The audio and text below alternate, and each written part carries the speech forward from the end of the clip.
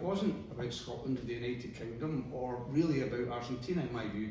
It was about what the views of the Falkland Islanders were, and they wanted, as became very evident in the subsequent referendum, to stay part of the UK. Good evening, and can I thank you all for joining us this evening to mark the 40th anniversary of the end of the Falklands War.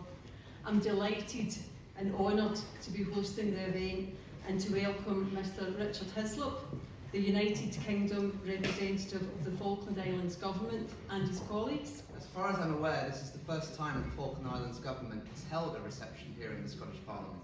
I hope it won't be the last, I hope it will be the first of many. But I'd particularly like to thank Sharon and her team for hosting tonight's reception, and to thank the Minister for Veterans, Keith Brown, not just for his speech tonight, not just for being here, but for your contribution to the liberation of the Falkland Islands in 1982. So thank you.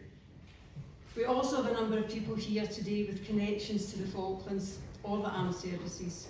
Veterans, representatives of the Army, the Royal Navy and the RAF are all here.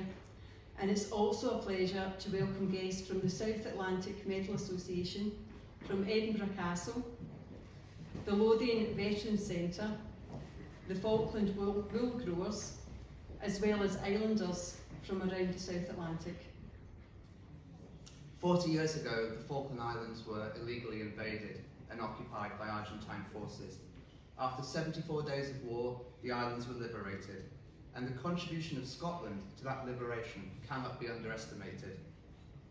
Whether it was members of the armed forces from regiments and ships associated with Scotland, dockyard workers in places like Rosyth, or Scots serving in other branches of the armed forces located in the rest of the United Kingdom.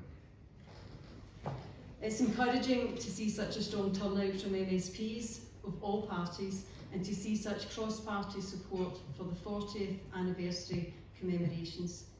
Can I thank all MSPs for attending tonight? And I wasn't going to name check you all, but I think we've got such an impressive turnout, we'd be here for far too long. But I do see MSPs from Labour, the SNP, Scottish Conservatives and the Liberal Democrats, so it's great to see you all, and thank you all for coming. The links between Scotland and the Falkland Islands are strong and date back to 1690, when John Strong, landing on the Falklands for the first time, named the sound between East and West Falklands after the Scottish noble, the 5th Viscount Falkland. The very first settlers into the islands in the mid-19th century were shepherds from Scotland. The conflict lasted 74 days and cost over 900 lives. Many British servicemen, 255 to be precise, were killed during the Falklands War, with a further 775 wounded. We owe these troops our thanks for their sacrifice, fighting for Falkland Islanders' right to self-determination, and today is but one small part of that thanks.